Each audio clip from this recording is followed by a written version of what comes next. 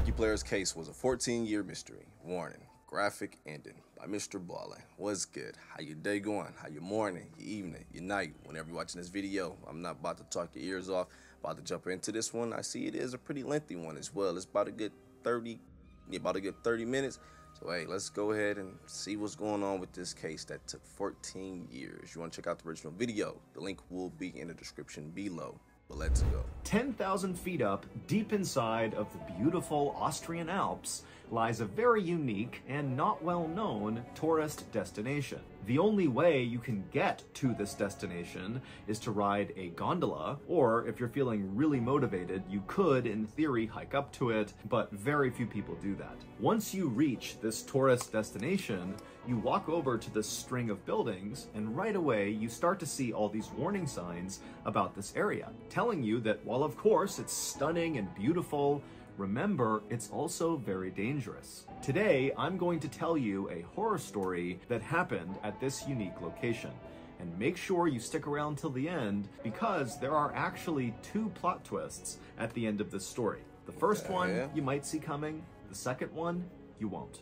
But before we get into that story, if you're a fan of the strange, dark, and mysterious delivered in story format, then you've come to the right place, because that's all we do, and we upload once a week. So, if that's of interest to you, please go to the like button's big garage sale and proceed to haggle with them really aggressively over the prices of their most expensive items, to the point where they have to basically ignore their other customers just to deal with you. And then finally, when they relent and offer you a fair and decent price for these prized items, just say, nah, I'm actually not interested. I actually don't have any money. And then just leave. Also, please subscribe to our channel and turn on all notifications so you don't miss any of our weekly uploads. Okay, let's get into today's story. I gotta mute up, copyright. I ain't gonna lie, I almost thought it was top 3 places people shouldn't be going, but they still be going anyway. That's where I thought it was. I can never get that title right. Let's go, Iceman. On August 9th, 1989, 23-year-old Duncan McPherson pulled his little red car into a parking lot inside of a lush green valley in Austria. After parking his car, Duncan reached across his middle console and he grabbed an apple out of a bag, and then he took a bite and just admired the unbelievable landscape all around him. He was near the Austrian Alps, and so there were literally just mountains jutting up everywhere. Duncan, who was originally from Canada, had been this highly touted, unbelievable first-round draft pick by the New York Islanders back in 1984. The Islanders are a professional ice hockey team in the United States. But despite Duncan's incredible promise and athleticism, he just couldn't ever get it together, and so he never actually made the New York Islanders' big league roster. And so, in 1989, Duncan started to realize that maybe his hockey career was coming to an end. But instead of just hanging up his skates in frustration, Duncan decided he would pursue a different type of career that kept him still within the hockey world. He would become a coach. And so, in 1989, Duncan had agreed to coach this small-time professional hockey team in Scotland. And for Duncan, his thought was, you know, I'll go there, I'll learn how to be a good coach, and then down the road, I'll maybe have the opportunity to coach much more prominent and prestigious teams. But before moving to Scotland and beginning this new career, Duncan decided what he really needed right now was just to take a break, because for basically his whole life, Duncan had been playing hockey around the clock, practically 7 days a week. You don't get to become a first-round draft pick unless hockey is your life. And so Duncan thought, you know what, before I begin this huge life transition, I'm gonna just kick back and relax and go on a huge European vacation. And one of the first stops of this vacation was going to be the Austrian Alps right in front of him. However, he wasn't just going to look at these incredible mountains, he was going to snowboard down them. Or more specifically, he was going to learn how to snowboard on these incredible mountains. And so Duncan finished eating his apple and then chucked the core into the bag, and then he hopped out of his car, shut the door, locked it, and then began walking across the parking lot towards the white gondola station. A gondola is like a ski lift, but much bigger. It's kind of like a small bus with lots of windows, and it's connected to a cable, and that cable, which is elevated off the ground, pulls you up and down mountains. Now, typically, people ride gondolas just for the incredible view of the mountain from up high. But some gondolas are actually in place to take people to specific locations in the mountain. And typically these locations are areas that are not accessible otherwise. You need a gondola to get there. And in Duncan's case, the gondola that he was about to hitch a ride on was of the ladder variety. It carried passengers. He's about to learn all that, if I said that right. Duh, this is wild. The gondola man. that he was about to hitch a ride on was of the ladder variety. It carried passengers from the station near this parking lot high up into the Austrian Alps, up to about 10,000 feet of elevation, where there was another gondola station called the Eisgrot Mountain Station. And right next to the Eisgrot Mountain Gondola Station was a very unique ski resort called the Stubai Glacier. And overwhelmingly, this ski resort was the reason why people were taking this gondola. This ski resort was unique not only because it was very hard to get to, you basically had to take a gondola or hike up to it, but also because the actual slope that skiers and snowboarders would use at this resort was not just a snowy mountainside like virtually all other ski resorts around the world are. No, instead, the Stubai Glacier Ski Resort was a glacier. And so people were literally skiing and snowboarding on a glacier, hence the name. And a glacier, in simple terms, is just a huge swath of thick, permanently frozen ice. And so, in the warmer months, when other ski resorts around the world were not able to continue operations because there was no snow or it was too warm to make snow, the Stubai Glacier Ski Resort did not have that problem because in those warmer months, they could just drive their huge snowcat tractors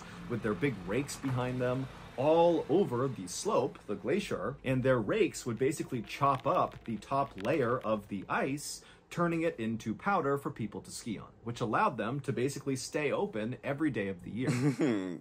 Yeah, that's crazy. Hey, real quick, as I'm viewing this part of the planet that just looks so damn beautiful, it's kind of tripping me out, because I'm like, man, as I'm watching this, and just my perspective, because it is beautiful AF to me, dog, but as I'm watching this, I'm like, man, in order for me to experience that, I gotta take a little bit more riskier of a trip to get there. I would love to go up there to the restaurant one day. I'm not talking about going up there to ski or snowboard down, but at the moment right now I wouldn't do it, but give me about 5 years, I would have the balls to do it. Damn, that is beautiful though, man. That is dope. All right, let's go back to that. It's over anyway. Layer of the ice, turning it into powder for people to ski on, which allowed them to basically stay open every day of the year.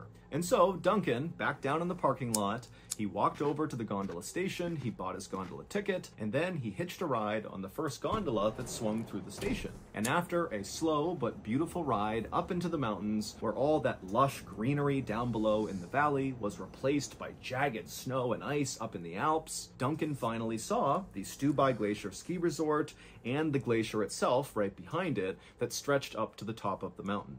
A few minutes later, the gondola Duncan was on arrived at the Eisgrot Mountain Gondola Station, and Duncan, along with the others inside of the gondola, hopped off, and then Duncan immediately walked over to the resort and headed into the equipment rental store. And after getting his snowboard and his boots and all the other equipment he would need, he headed right back outside to wait for his instructor to arrive. Duncan had previously purchased a lesson with an instructor at the resort. It was set for 11 a.m. And so Duncan, he's out there at the foot of this glacier, and right at 11, an instructor walks over and introduces himself, and Duncan and the instructor immediately start getting into the basics of snowboarding, you know, how to put your boots into your bindings, how to use the edges of your board, and then for a little while, the instructor and Duncan didn't... Hey, it is so much harder than it looked. And also, at least for me at one point, even standing up, once you got the mugs on, and I'm skinny too, so when you try to stand up in them mugs, it'd be hard, but once you get up, it's fun, getting though. Into the basics of snowboarding, you know, how to put your boots into your bindings, how to use the edges of your board, and then for a little while, the instructor and Duncan didn't go up the glacier. Instead, they just kind of worked on some basics on the flat ground right there.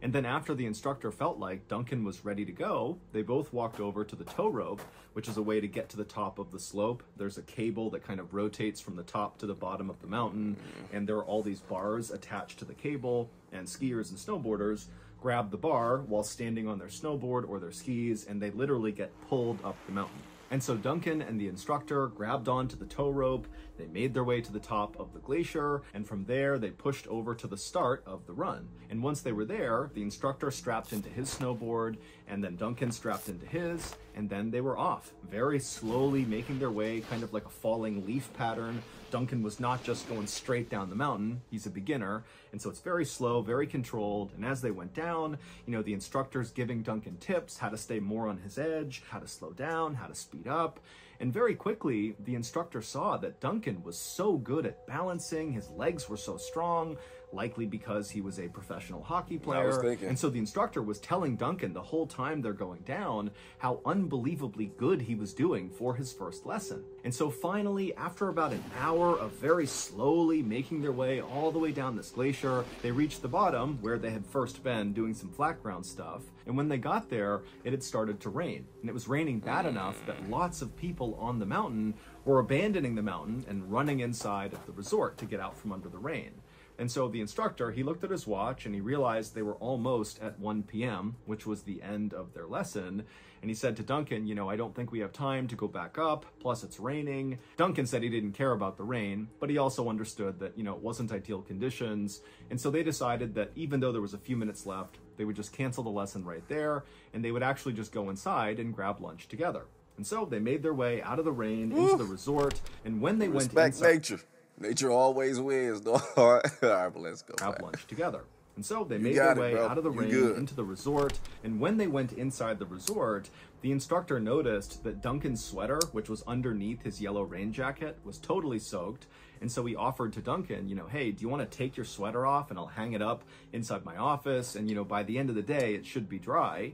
And Duncan thought, great, that's fine. So he took off his wet sweater, he gave it to the instructor, and while the instructor was going to his office, Duncan went into the gift shop and he just bought a new sweater for the day. And after that, Duncan had his new sweater on with his rain jacket over it, and then he met the instructor in the cafeteria where they both sat down and had a nice meal. They got to know each other a little bit better. After they were done eating, both of them looked out the window and saw the rain had subsided, but in its place was lots of fog that was rolling in, and so very few people were going back onto the mountain. But the instructor told Duncan that, hey, you did so good today that you should really go back out there on your own this afternoon and practice. Do some runs, go nice and slow, same as I was teaching you, and then tomorrow, when we have our follow-up lesson, we can maybe, get into some more advanced things. Duncan thought that was a great idea. He said he would definitely go out there and practice on his own.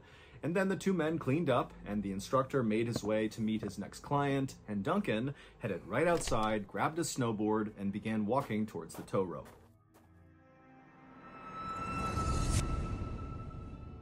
At checkout for 50% off plus free shipping. Okay? I'm going to leave the links in the description below. The next morning, Duncan's snowboard instructor arrived a little bit early to work. And so after getting off the gondola, he made his way over to the resort and he grabbed a cup of coffee in the same cafeteria where he and Duncan had eaten the day before. And then after finishing that coffee, the instructor grabbed his snowboard and the rest of his gear and then headed outside to meet Duncan in the meeting spot they had both agreed on. But when it was time for the lesson to start, Duncan didn't show up.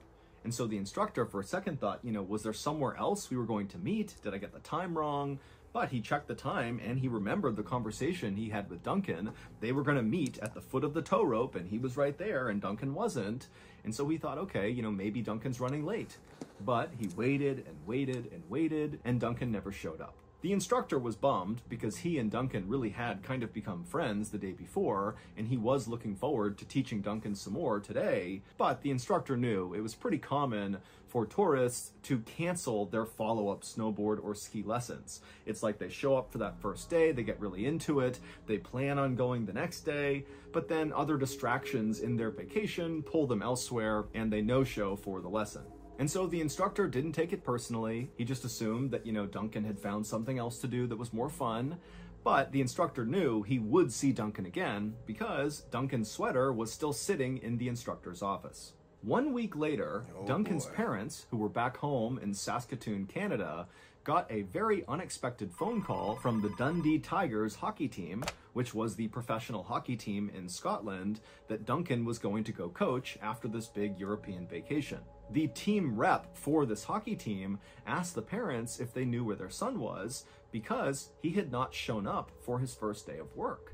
And Duncan's parents, they immediately were like, that doesn't make any sense. He was so excited about this job. This is a really big deal for him. He would never miss the first day. And so the parents told the team rep that they would try to get in touch with Duncan, and as soon as they did, they'd be in touch with the team, and the team rep said they would do the exact same thing for the parents. However, after this call, the parents quickly realized that trying to get in touch with their son was going to be nearly impossible. They knew Duncan had gone on this big European vacation, but they didn't have his itinerary. They didn't know what countries he was going to, in what order. They really only knew that he was really excited scary, and he was just going to be on vacation. That was kind of it. And remember, this is 1989. They can't just call Duncan. There weren't cell phones. They didn't have the easy modern ways that we all communicate instantly. And so the parents are like, who do we even call? Where do we go? What do we do? And so ultimately, even though this felt kind of dramatic at the time, I would have lost my damn mind, man. What do we do? And so ultimately, even though this felt kind of dramatic at the time, Because selfishly so bad, and I do understand it, because selfishly so bad, I kept thinking in my head, man, get the phones out, call people, let everybody know, check online. No, forgot. That wasn't around. That was not around. communicate instantly. And so the parents are like, who do we even call? Where do we go? What do we do? And so ultimately, even though this felt kind of dramatic at the time, the parents decided to file a missing person report with Interpol, which is an organization that connects police across international lines. However, the parents quickly learned that this missing person report was not going to become a high priority item for any police anywhere in Europe, because their son was 23, he's healthy, he's strong, he's smart, he's of sound mind, and really all that had happened was Duncan had missed a single day of work on the back end of a huge vacation. So there's lots of reasons why that could have happened. Maybe he extended his vacation. Yeah, it's not professional, but it's totally possible. Or maybe he doesn't want to take the job after all. Or maybe he's just running late. I mean, there's a lot of very logical explanations for why Duncan didn't show up. And so, in short, the parents were told that if you want to find your son right now and not just wait for him to reappear, well, you better go looking yourself. And without hesitation, that's exactly what I'm going to do. I mean, don't get me wrong, it's effed up for him to say that, but it's the truth. And as on the parent side as well as the truth, hell yeah, well then I'm out. F that. You better go looking yourself. And without hesitation, that's exactly what Duncan's parents did. They packed up a couple of suitcases and they headed to Europe to go find their son. Because to them, it felt like something was wrong here and there was no time to waste. But again, the parents have no idea where their son would have gone in Europe. And so they don't really have a good starting point. They don't know who to talk to. But they just began chasing down every single seemingly insignificant lead they came across. And as they traveled all over Europe, they hung up thousands and thousands of flyers that showed their son's face, said he was missing, and here's a number to call if you know where he is. But despite these efforts, the parents really got nowhere. That is, until about a month into their search, when still they have not found Duncan, they have no idea where he is, they've chased down all these leads, they've all dead-ended. And at this time, the parents convinced several news outlets around Europe to air a segment on their news about Duncan. And one of those missing person segments aired in Austria. And the news anchor in Austria, when they were doing this segment, they described the car that Duncan was almost definitely driving when he went missing. It was that little red car. The parents had discovered in chasing down their leads that their son had borrowed the little red car from a childhood friend who used to play hockey with him, and the friend had told the parents that he had lent it to Duncan, and Duncan had told him he would have it for a week and then return it. But Duncan had never returned the car. And so the anchor in Austria does this segment about how Duncan is missing, and if you have information, come forward. They describe the little red car, and sure enough, not long after this segment aired in Austria, somebody found Duncan's car. It was still sitting in that parking lot right near the Stubai Glacier gondola. Immediately, when Duncan's parents heard about this, they flew to Austria and they met with police who brought them out to look at their son's car. They hadn't moved it. It was still just sitting where he had left it. And then also police showed the parents what they had found inside of the car, which included Duncan's passport, a letter to his girlfriend, where he talked about how excited he was to go to Scotland, and also a bag of rotten fruit. The police also told the parents that now, with the discovery of this vehicle, they were going to really lean into this missing person case to try to find their son, and that the next day they were going to launch this huge search of the area near where his car was to hopefully find Duncan. And so the parents, who were now cautiously optimistic that they might get some answers, they left the police and they went to a local hotel to rest up before the next day when they would be up early and join this huge search party. But when they got to that local hotel, they did what they always did everywhere they went in Europe. They began handing out all these missing person flyers with Duncan's face on them to everybody they saw in the lobby. They began hanging them up all over the hotel. And sure enough, just by completely random chance, they handed one of these flyers to Duncan's snowboard instructor. They handed it to him, I thought I was about to say he looked at it, and he did a double take, and he was like, I know him. And he explained how he taught Duncan how to snowboard, and then Duncan didn't show up the next day, and he just figured, okay, he blew it off to go do something else, but he'd come back for his sweater, but he never came back for his sweater, and he never heard from Duncan again. And so the parents, they have been searching all of Europe for a month, and they haven't talked to anybody who knew Duncan. They've gotten nowhere, and now they've just randomly stumbled on probably the last person to see Duncan before he went missing. And so they kept asking the instructor, give us more information. What was his attitude like? Was he stressed out? Take us to where you two were supposed to meet. I would think that would be a pretty big thing to do there. And I don't know, I could be using hindsight, dog. Like, damn, what you mean? Kept asking. Like, the last known location was he don't know that's the last known location, but he knows the last time he was supposed to see him. Like, yeah, we were supposed to meet right there. He ain't ever show up. All right. Let's go back. The parents, they have been searching all of Europe for a month, and they haven't talked to anybody who knew Duncan. They've gotten nowhere, and now they've just randomly stumbled on probably the last person to see Duncan before he went missing.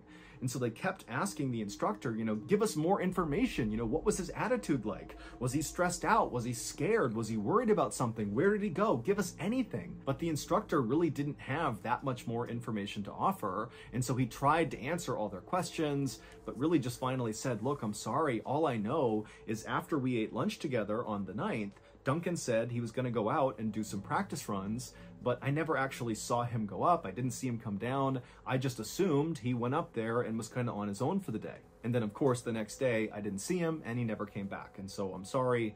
That's all I know. And so the parents finally said, thank you so much for the information. Please get in touch with us if you remember anything. And the instructor said he would. And then after that, the parents made their way to their room and they went to bed. The next morning, the parents got up early and they headed to that parking lot where Duncan's car was. And there were all these people, police officers and volunteers that were there to be a part of this big search party. And so after the parents explained to the leaders of the search party what the instructor had told them, that very likely their son had been up at the Stubai Glacier ski resort when he went missing, the entire search party quickly hopped on gondolas and made their way up there. And all day, this search party combed this glacier up and down. They walked all around to the backside of this mountain. They rappelled down cliffs and they hiked all over this entire segment of the mountain, but nobody found anything that gave away where Duncan had gone. And the next day, it was the same story. Huge search party looking everywhere, expanding the search, not just Stubai Glacier, but basically all over this entire swath of mountain range. But still, they found nothing. And so at the end of this second day, the authorities went up to Duncan's parents and they told them that unfortunately, we can't continue this search. We're calling it off. But Duncan's parents, they didn't call off the search. They continued searching for another 14 years. And over that time frame, they went back to Stubai Glacier over and over and over again. They searched it up and down. They knew all the staff members. They knew all the nooks and crannies of the entire place, but they never found any sign of their son. Over again, they searched it up and down. They knew all the staff members. They knew all the nooks and crannies of the entire place, but they never found any sign of their son. Fast forward to July of 2003, so 14 years after Duncan had gone missing, and a Stubai Glacier ski resort employee was riding the tow rope towards the top of the mountain when they noticed there was a bright yellow piece of trash right in the middle of the slope. And so the employee rode the tow rope just a little bit higher, and then he let go and skied down to this yellow thing. He reached down and he began pulling on this piece of yellow, and suddenly he stopped. And absolutely horrified, he realized this was not trash.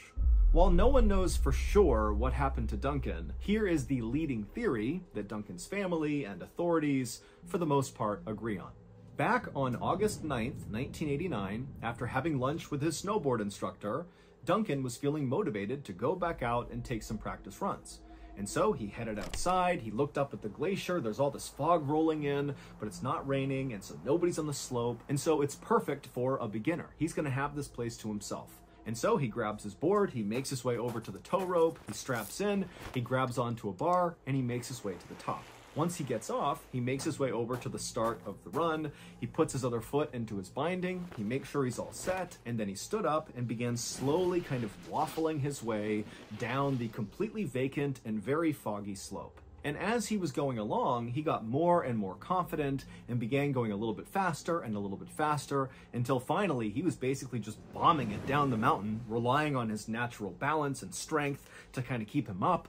And then all of a sudden, he caught an edge and flipped forward and smashed into the ground. And when he did, he broke his leg.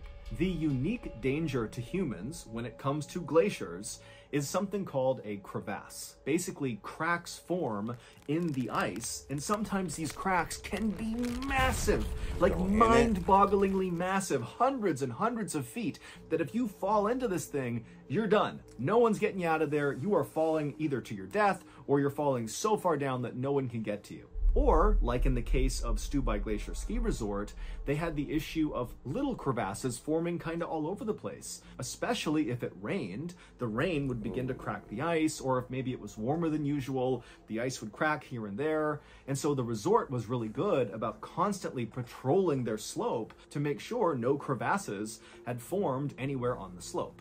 And so when you got to Stubai Glacier Ski Resort, you were warned that there is such a thing as a crevasse. This is a real glacier, so make sure you're looking around and don't fall into one. So you are warned. Well, because it had rained, a crevasse had formed, a small one, like a pothole, in the slope. But because it was so foggy because of the rain, as Duncan was bombing down, he didn't see it, and that's what he caught his edge on, causing him to fall and break his leg. And so Duncan, he's now stranded in the middle of the slope. He's not close enough to the bottom to where he could pull himself into the resort.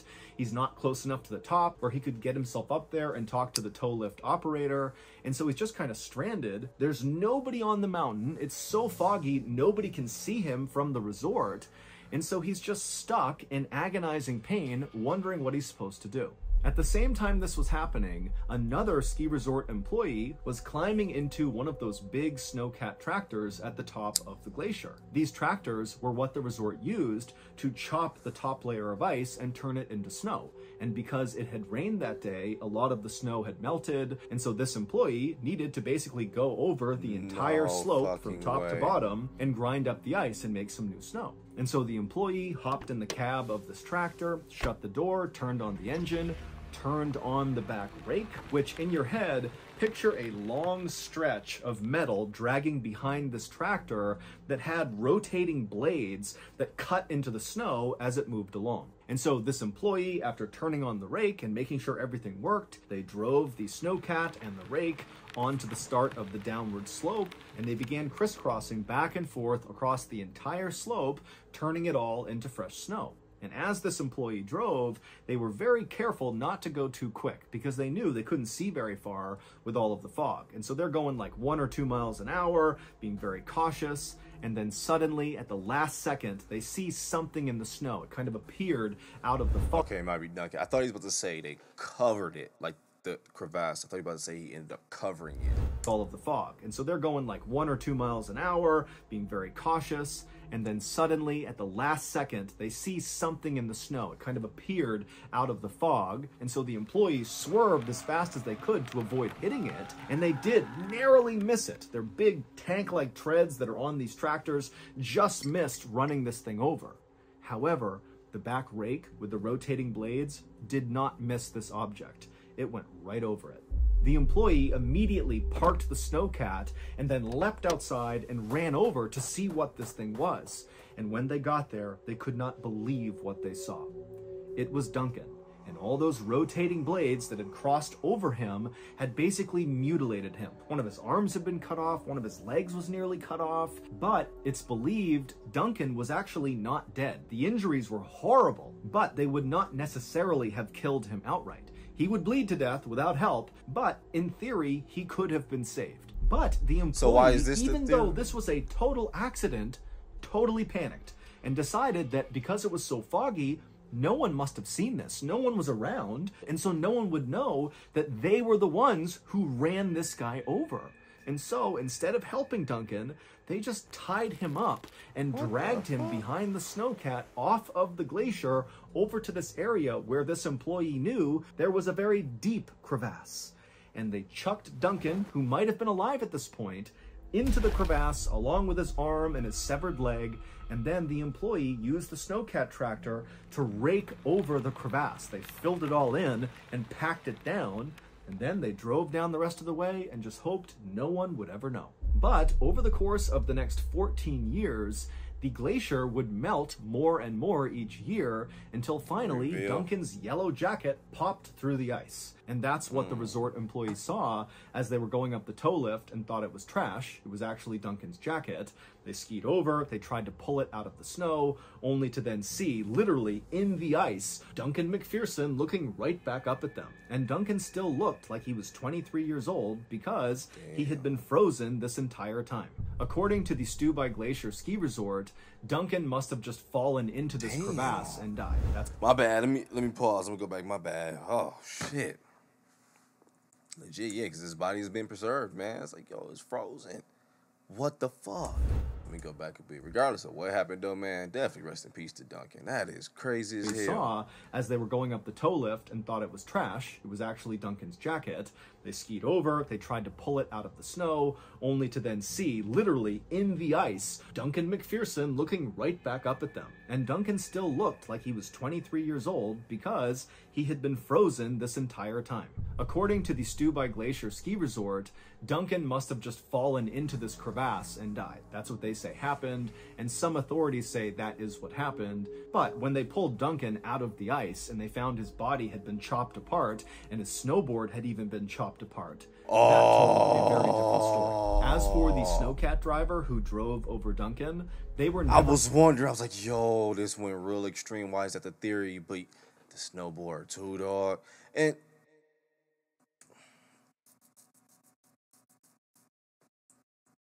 like chopped up, did it look chopped up or like banged up? Because if he was going real fast and hit something, boom, then I can see shit as you tumbling, breaking. Nah, I ain't buying that, dog. I don't know, man. Authorities say that is what happened, but when they pulled Duncan out of the ice and they found his body had been chopped apart and his snowboard had even been chopped apart, that told a very different story. As for the snowcat driver who drove over Duncan, they were never actually officially identified or charged with any crime because there was a statute of limitations that had run out by 2003. And so no one has ever been held accountable for Duncan's death.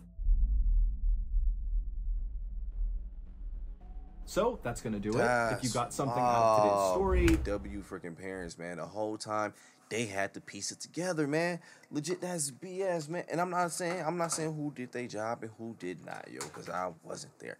But I was like, yo, I get it. The statute of limitation, I do get that. But it's like, man, if we had to put it together piece by piece ourselves and solve this. So now, can we start the justice part?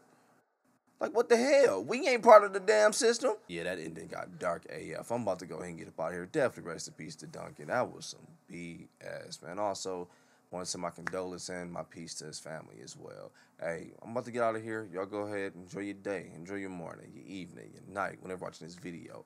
But I'm out.